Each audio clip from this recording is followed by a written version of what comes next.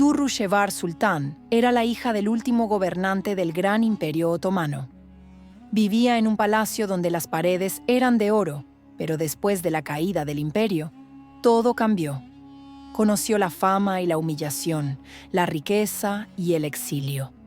Estaba destinada a casarse con el hombre más rico del mundo, pero su vida estaba muy lejos de ser un cuento de hadas.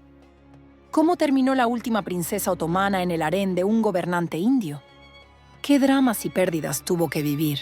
¿A dónde huyó de su esposo y por qué nunca regresó a su país? Mira el video completo para conocer el increíble destino de la última princesa otomana. Empecemos. Durrushehvar nació en Estambul en el año 1914. Su padre, príncipe Abdülmecid, era uno de los hijos del gran sultán otomano y su madre era la tercera esposa del príncipe. La princesa pasó su infancia en el lujo del palacio Dolmabahce. Recibió una excelente educación en casa y hablaba 4 idiomas. Ya entonces estaba claro que Durrushehvar crecería como una verdadera belleza. Parecía que aquel mundo de esplendor duraría para siempre. Pero el cuento no duró mucho. Cuando Durrushehvar cumplió 8 años, el Imperio Otomano colapsó tras 6 siglos de existencia. Sultán Mehmed huyó a Europa y su hijo, el padre de Durrushehvar, fue nombrado califa, el líder espiritual de los musulmanes sin ningún poder real. Pero esto solo fue un breve retraso del final inevitable. 2 años después, el gran imperio se convirtió en la República de Turquía. A todos los miembros de la dinastía otomana se les dieron solo 48 horas para abandonar el país para siempre. La vida de la princesa se convirtió en una pesadilla. Con solo 10 años, Durrushehvar, llevando únicamente una pequeña caja de joyas, salió al exilio. Alrededor de 150 descendientes del gran imperio perdieron todo en cuestión de días: sus palacios, su dinero y sus títulos. Se dispersaron por distintos países de Europa.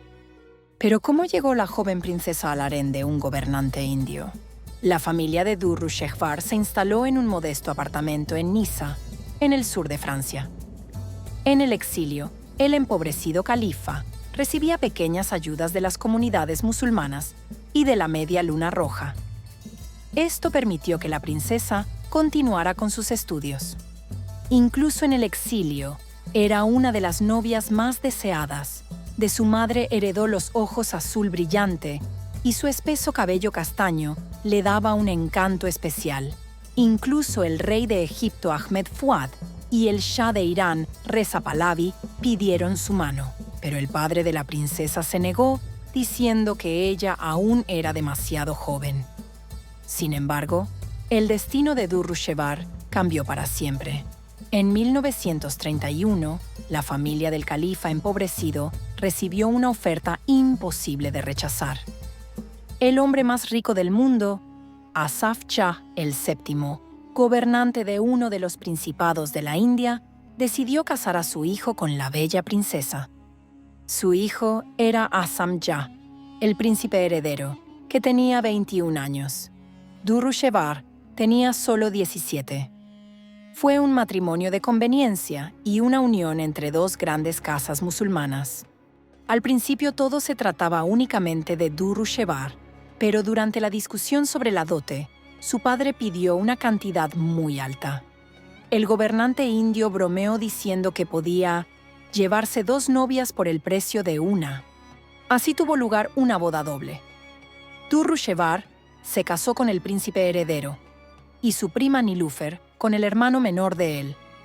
Justo después de la sencilla boda en Niza, ambas parejas partieron en un largo viaje hacia la India.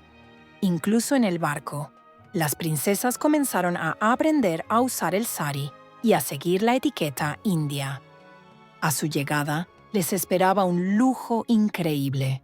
La familia del novio poseía inmensas riquezas procedentes de la extracción de piedras preciosas. Sus palacios estaban decorados con diamantes y, en su tesoro, guardaban gemas legendarias valoradas como países enteros. Durrushehvar recibió el título de princesa de Berar y dio a luz a 2 hijos. Parecía que su nueva vida le ofrecía riqueza y tranquilidad. Pero muy pronto, la belleza y la inteligencia de Durrushehvar resultaron inútiles frente a lo que ocurría detrás de los muros del palacio.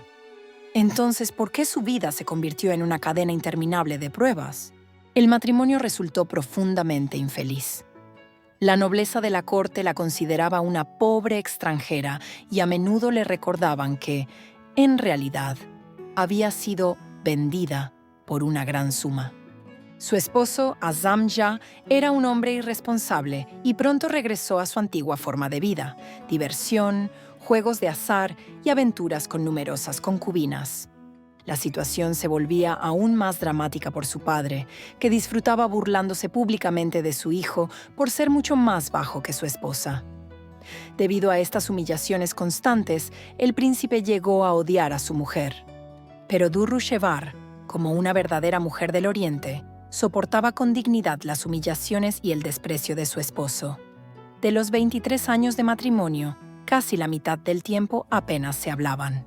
Sin embargo, Durrushehvar logró ganarse el respeto de su suegro y, en lugar de sufrir en silencio, aprovechó su posición. Aprendió el idioma urdu e introdujo la moda del Banarasi Sari, convirtiéndose en un ícono de estilo y dignidad. La princesa se convirtió en una verdadera reformadora de la educación femenina en Hyderabad. Apoyaba abiertamente los derechos de las mujeres y se oponía a la tradición de la purdah, el aislamiento femenino. Bajo su patrocinio se fundaron colegios, maternidades y hospitales que todavía hoy funcionan bajo su nombre. Se ganó el corazón del pueblo común, convirtiéndose no solo en una mujer con título, sino en una protectora y una princesa de los corazones. Pero luego ocurrió una tragedia que cambió toda su vida. En 1944, falleció en París su amado padre, Abdülmecid II. Durrushehvar inició una campaña que duró muchos años, exigiendo al gobierno turco que permitiera enterrar a su padre en Estambul. Pero Turquía se negó categóricamente, temiendo un resurgimiento de sentimientos monárquicos. El califa fue enterrado en Medina, en Arabia Saudita. Para la princesa, este rechazo se convirtió en un símbolo de la pérdida definitiva de su patria. Poco después, otra tragedia la alcanzó. En 1948, el Principado de Hyderabad fue anexado por India. El poder real cayó. Durrushehvar volvió a presenciar el colapso de un imperio, el segundo en su vida.